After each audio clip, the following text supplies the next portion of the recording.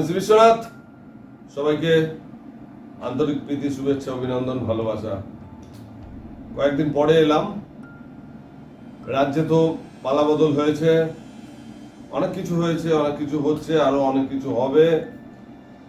আপনাদের কিছু বলেছিলাম, তার প্রেক্ষিতে আজকে আসতে হলো আমাকে, বিশেষ করে আপনাদের জন্য আজকের বিশেষ এই প্রতিবেদন ভিডিও। বাংলায় বিজেপি সরকার এসেছে, আগামীকাল সরকার গঠন হবে, মুখ্যমন্ত্রীর নাম ঘোষণা হবে আগামীকাল। অমিত শাহ এসে গেছেন আজকে। তো এই কারণে আমি চট করে চলে এলাম, আপনাদেরকে কিছু বলেছিলাম আপনাদেরকে বলবো আগের ভিডিওতে, সেই কারণেই আসা। প্রথমে বলি, বাংলায় যে পালাবদল হতে চলেছে, এটা এখন যতই চর্চার মূল কেন্দ্র হয়ে উঠুক না কেন, মানে ভোটের আগে অবধি, কিন্তু আমি আমার একটি বিশেষ ভিডিওতে আপনাদেরকে বলেছিলাম বা এনেছিলাম বাংলায় পরিবর্তন হতে চলেছে। আর সেই ভিডিওটা হচ্ছে 16 অক্টোবর 2024 অভয়াকাণ্ডের 6ষ্ঠ পর্ব। একটি শ্মশানে আমি বসেছিলাম প্ল্যানচেটে। 16 অক্টোবর 2024 ভিডিওটা আপনারা দেখবেন, তাহলে বুঝতে পারবেন যে প্রায় 17 মাস আগেই আমার ভিডিওতে উঠে এসেছিল বাংলাতে পরিবর্তন আসতে চলেছে। আমার আরেকটা প্রশ্ন, অত্যন্ত গুরুত্বপূর্ণ প্রশ্ন, যেটা শুধু আমার নয়, লক্ষ লক্ষ দেশবাসীর একটাই প্রশ্ন। আপনি কি বিচার পাবেন মনে হচ্ছে? আপনি কি ন্যায্য বিচার পাবেন মনে হচ্ছে? বলুন প্লিজ, আপনি কি ন্যায্য বিচার পাবেন মনে হচ্ছে? প্লিজ বলুন, প্লিজ অ্যান্সার দিন প্লিজ। আপনি কি বিচার পাবেন? আপনি কি বিচার পাবেন? প্লিজ প্লিজ চুপ করে থাকবেন না, প্লিজ আপনি বলুন, আপনি কি বিচার পাবেন? হ্যাঁ, কি পরিবর্তন? My God, my God, my God, my God.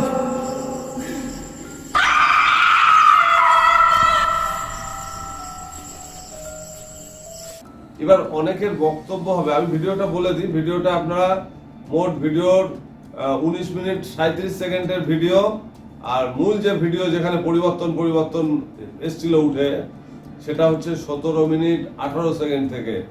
আপনার টোটাল ভিডিও যারা দেখেননি আরেকবার দেখে নেবেন। 16 অক্টোবর 2024 ভিডিও, অভয়াকাণ্ডের 6 নম্বর পর্ব। এখন আপনারা অনেকেই প্রশ্ন করবেন যে আপনি পরিবর্তন আপনার ভিডিওতে যখন এসছে 17 মাস আগে, আপনি তাহলে এখন একটি ভিডিওতে বলেছিলেন কেন বাংলাতে এরকম প্রত্যাবর্তন আসছে? আজকে আমাকে কিছু কথা সত্যি বলতে হবে, এবং সেই সত্য কথাটা বলবার সাহস অর্জন করেই কদিন পরে আমি আপনাদের সামনে উপস্থিত হয়েছি। সত্য কথা সত্যই, সেটা বলতে দ্বিধা হওয়া উচিত না। আমি খুব অল্প বয়স থেকে, 16-17 বছর বয়স থেকে কিন্তু ভীষণ লড়াই করছি এবং জীবনটাকে নিয়ে জুয়ো খেলছি। কখনো জিতেছি, কখনো হেরেছি। তবে কিছু কিছু সময়ে এমন কিছু কথা আমায় বলতে হয়েছে বা এমন কিছু কাজ করতে হয়েছে যেটা আমার ইচ্ছার বিরুদ্ধ। আমরা সবাই প্রত্যেকে নানান ধরনের কাজ করি, কোনোটা ইচ্ছা থেকে, কোনোটা অনিচ্ছায়, কোনো একটা চাপে হোক, যাতে হোক, বলতে হয়। তো আমার ওই রকমই একটি ভিডিও ছিল, যারা দেখেছেন ভিডিওটি বলেছিলেন প্রত্যাবর্তন। আমি বলেছিলাম প্রত্যাবর্তনের কথা। তো কেন বলেছিলাম?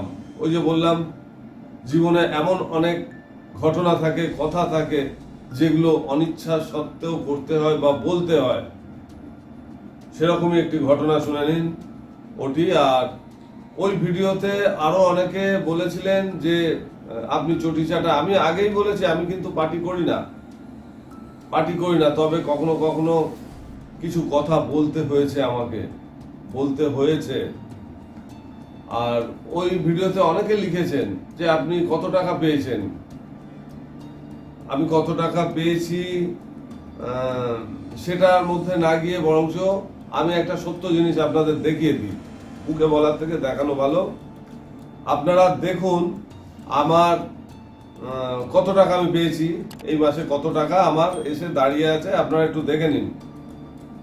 আপনাদের একটু দেখাই, তাহলে আপনাদের পুরো ক্লিয়ার হবে যে আমি কি পেয়েছি।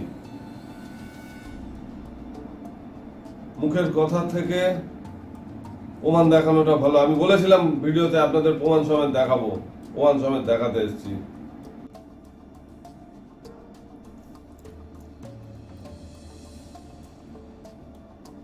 আপনারা দেখলেন এটা, ভিডিওটা পুরো দেখলেন।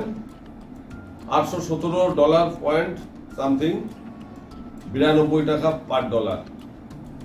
আপনারা গুণ করুন, কত 75,000 টাকা এরকম একটা অ্যামাউন্ট আমার এ মাসের ইনকাম। এটা ভারতের টাকা নয়, এটা বাইরে থেকে আসবে, ইউটিউবের টাকা। তো আপনারা বুঝতে পারলেন যে আমার এ মাসের ইয়ার্নিং কত। আর ওই যে কথা আমার বলতে হয়েছিল সেটা আলাদা তথ্য, সেটার ভেতরে আর যাচ্ছি না এই মুহূর্তে। সেটাও যদি কখনো সময় সুযোগ পাই আপনাদের জানাবো যে সেটা কেন, কেন বলতে হয়েছিল আমায়। যাক, এবার আমি কিছু কথায় আসবো আপনাদের, খুব গুরুত্বপূর্ণ। আরো একটা ভিডিও আমি বলেছিলাম গত বছর 28শে মার্চ 2025 সালের মালদায় মোথাবাড়ির একটি ভিডিও আপনারা দেখুন। সেখানে বলা ছিল যে আগামী 14 মাসের মধ্যে মমতা জীবনে ওলট পালট হতে চলেছে, বাংলাতে ভয়ঙ্কর কিছু ঘটবে। 21 মিনিট 34 সেকেন্ডের ভিডিও, একটু কষ্ট করে দেখে নেবেন। ভিডিওটার লিংক আমি দেওয়ার চেষ্টা করলাম, আপনারা দেখবেন। 28শে মার্চ 2025 আজকের কথাটাই কিন্তু আমি বলেছিলাম। তাহলে আবারও প্রশ্ন আসবে, আপনি ভোটের দুদিন, ভোটের নির্বাচনের আগে এই কথাটা কেন বললেন প্রত্যাবর্তন? আবারও বলি, জীবনে এমন অনেক কথা বলতে হয়, অনিচ্ছা সত্ত্বেও বলতে হয়। তো যাই হোক, বিজেপি সরকার এসছে, সরকার গঠন হবে আগামীকাল। অনেক প্রত্যাশা, বাংলার জনগণের অনেক প্রত্যাশা, সেটা গগনচুম্বী। আমি একটা কথা সংযোজন করি, যেটা বলতে ইচ্ছা করছে। সিপিএম 34 বছর শাসন করবার পর দেখা গেছিল আমাদের প্রতিটি দেশের মানুষের মাথায় 21,000 টাকার ঋণ, 21,000 টাকার ঋণ করে রেখে গেছিল সিপিএম সরকার। ভাবতে পারছেন, প্রতি মানুষের মাথার উপরে ঋণের বোঝা ছিল 21,000। আর আজ 2026, 15 বছর টিএমসির শাসনের পর সেই ঋণের বোঝা দাঁড়িয়েছে কত জানেন? জেনে নিন, 75,000। প্রতি মানুষের মাথায় 75,000 টাকার ঋণ। আমরা প্রত্যেকের, কারণ কোথায় হয়তো দেনা নেই, কিন্তু সরকারিভাবে সরকারি খাতায় 75,000 টাকার ঋণ রয়েছে। তো এই বিষয়টা তো হয়েছে, আমরা সবাই জানছি। আর বাংলার গগনচুম্বী যে প্রত্যাশা জনগণের, নরেন্দ্র মোদী এবং অমিত শাহ কিন্তু বাংলার মানুষের কাছে একগুচ্ছ প্রতিশ্রুতি দিয়েছেন। ভোটের আগে, নির্বাচনের আগে একগুচ্ছ প্রতিশ্রুতি দিয়েছেন। যেমন সব থেকে বড় যে বিষয়টা, 7ম পে কমিশন চালু করবেন বলেছিলেন। 7ম পে কমিশন, সেই সাথে কেন্দ্রীয় হারে রাজ্য সরকারি কর্মচারীদের বেতন প্রদান, এটা কিন্তু একটা খুব বড় ব্যাপার, ডিএ ইত্যাদি সব দেওয়া। এবং নতুন 1 কোটি কর্মসংস্থান, এটা আমাদের বাংলার জন্য মানে একেবারে খুব বড় একটা খবর। 1 কোটি কর্মসংস্থান।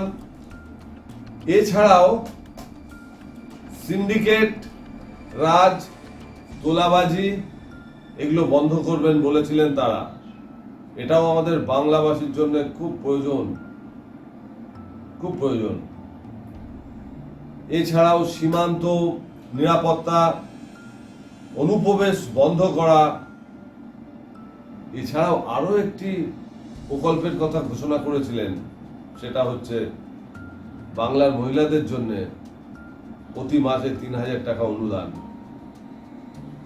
তো এরকম আরো অনেক আছে। তো বিষয় হচ্ছে এই যে একগুচ্ছ প্রকল্প যেগুলো আমি বললাম, এগুলো সম্পূর্ণ করতে বা প্রতিশ্রুতি পালন করতে বিজেপি সরকারের অনেক মেহনত, অনেক কাঠখড় পোড়াতে হবে। তার কারণ এত টাকার দেনা মাথায় রয়েছে বিজেপি সরকার, সেই দেনা মাথায় নিয়েই কিন্তু তারা সরকার গড়তে চলেছেন।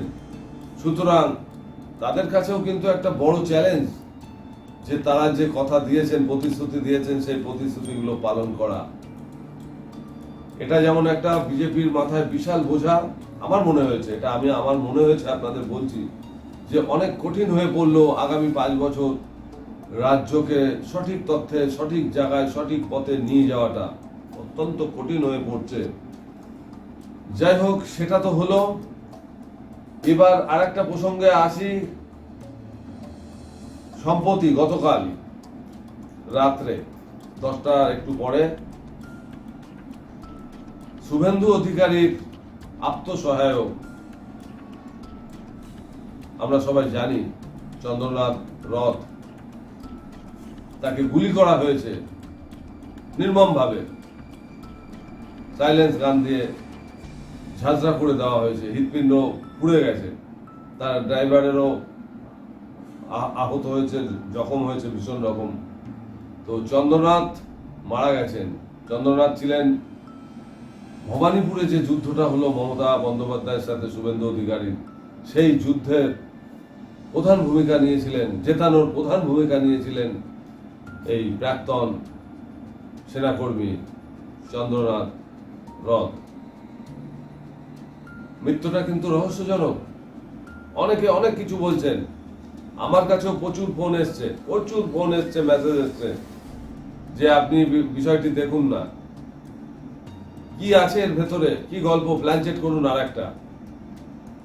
তো আমি করবার জন্য একদম স্বতঃস্ফূর্তভাবে আগ্রহী, কিন্তু আমার পরিবার থেকে একটা বাধা আসছে, যেহেতু এখন অগ্নিগর্ভ বাংলা, একটা লড়াই চলছে চতুর্দিকে, একসময় থিতিয়ে যাবে। এক সমুদ্র থেকে আরেক সমুদ্রে যখন যায় কোনো জলযান, তখন একটা আন্দোলন হয়, উথাল পাতাল হয়, সেটাই হচ্ছে। তো এখন বিষয় হচ্ছে আমার পরিবার থেকে খুব বাধা দিচ্ছে যে এরকম একটা পরিস্থিতি চলছে বাংলায়, সেখানে এরকম একটা প্ল্যানচেট ভিডিও, এরকম একটা বিতর্কিত বিষয়, কার নাম উঠে আসবে, কি হবে, সেখানে একটা বিপর্যয় আসবে, আমার পরিবার বাধা দিচ্ছে। কিন্তু আমি আমার দর্শকদের কাছে বলবো, যদি আপনারা এই ওপরে ভিডিও আমাকে দিয়ে বানাতে চান বা বলেন বানাবার জন্য, তাহলে আমি আপনাদের কাছে কোনোদিন দাবি করিনি, এই প্রথম দাবি করবো একটা জিনিস। সেটা হচ্ছে আমি কমেন্টস চাই, কমেন্টস অন্তত 1000 দর্শক কমেন্টস করুন আপনারা চন্দ্রনাথ রথের প্ল্যানচেট ভিডিও চাইছেন কিনা। যদি চান কমেন্টস করুন, 1000, বেশি না, 1000 মানুষ কমেন্টস করুন। তার কারণ বলছি, দেখুন এই ভিডিওগুলো করলে আমার উপরে অনেক চাপ আছে। তো আপনাদের যদি ইচ্ছা থাকে এবং সেই সংখ্যক মানুষ, দর্শক যদি এটি চান, তাহলে আমি নিঃসন্দেহে করতে পারি। 1000 মানুষ কমেন্টস করুন আপনারা চন্দ্রনাথ রথের প্ল্যানচেট ভিডিও চান কি, তার মৃত্যু কিভাবে হলো, কেন হলো, কারা করলো, এর ভেতরে কি রহস্য লুকিয়ে আছে। রহস্য তো লুকিয়ে আছে, ভয়ঙ্কর রহস্য, যেহেতু ভবানীপুর জেতার মূল কাণ্ডারি ছিল, শুভেন্দু অধিকারীকে সাহায্য করবার মূল কাণ্ডারি ছিলেন চন্দ্রনাথ রথ। তো আপনারা তাড়াতাড়ি কমেন্টস করবেন, আর আমার যা বলার বলে দিয়েছি আপনাদের। আশা করি আমাকে ভুল বুঝবেন না। জীবনে চলার পথে আমাদের প্রত্যেকেরই এমন অনেক কিছু বলতে হয়, বলতে বাধ্য হই, সময়ের ওপরে নির্ভর করে। আপনাদেরও জীবনে অনেক কিছু ঘটে যেটা ইচ্ছা না থাকলেও বলতে হয়। আমি সব ভিডিও কিন্তু সব দিয়েছি, সব দেওয়া আছে, আপনারা মনোযোগ দিয়ে একটু দেখুন, তাহলে বুঝতে পারবেন। আমি আকার ইঙ্গিতে সবটাই আপনাদের সামনে তুলে ধরেছিলাম বাংলার বর্তমান পরিস্থিতির কথা, কিন্তু নিজে মুখে কখনো সরাসরি বলতে পারিনি, পরিস্থিতির ওপরে, এবং কিছু আমার বিধিনিষেধ ছিল। আজ হয়তো খানিকটা বেরিয়ে এসেছি, হয়তো খানিকটা বলতে পারছি, সবটা বলতে পারছি না, সবটা বলা এখনো যাচ্ছে না। আপনাদের আরো একটা তথ্য এখানে সংযোজন করে রাখি। আগামীকাল শপথ নিতে চলেছে পশ্চিমবাংলার নতুন মুখ্যমন্ত্রী। সেই দৌড়ে অনেকের নাম শোনা যাচ্ছে, তবে যেটাই হোক আমি আপনাদের একটা কথা বলি, এই মুহূর্তে বাংলায় বিজেপি নয়, শুধু সারা পশ্চিমবাংলায় রাজনৈতিক চরিত্রের বা ব্যক্তিত্বের সর্বাধিক প্রতিফলন ঘটেছে, যার মধ্যে সেটা কিন্তু নিঃসন্দেহে বলতেই হয় বিজেপির শুভেন্দু অধিকারী। এতদিন যিনি বিরোধী দলনেতা ছিলেন, তার যে মার্জিন বা তার যে আগ্রাসন, সেটা আমার মনে হয় এই মুহূর্তে আর কেউ নেই বিজেপির নেতামন্ত্রী। বিজেপি কেন এখন বাংলায় দেখা যাচ্ছে না যে এরকম গুরুত্বপূর্ণ ভূমিকায় কেউ আছে। তো আগামীকাল মুখ্যমন্ত্রী কে হতে চলেছে আমি জানি না, তবে একটা কথা বলি, যদি শুভেন্দু অধিকারীকে মুখ্যমন্ত্রী করা না হয়, তাহলে বিজেপির ঊর্ধ্বতন কর্তৃপক্ষ একটা বড় ভুল করবেন।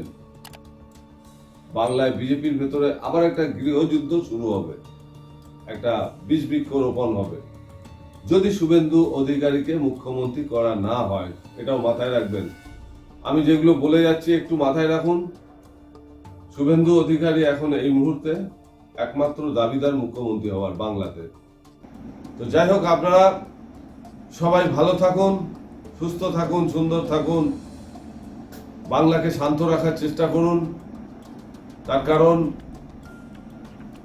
কখনো যেন কোনো নিরীহ মানুষের উপরে নির্মম আঘাত না আসে। সাধারণ মানুষ, নিরীহ মানুষ, তাদের যেন কোনো বিপদ না হয়, এটা যেন সবাই মাথায় রাখবেন। আমার আর কিছু বলার নেই। সবাই ভালো থাকুন, শুভেচ্ছা রইল। বাই।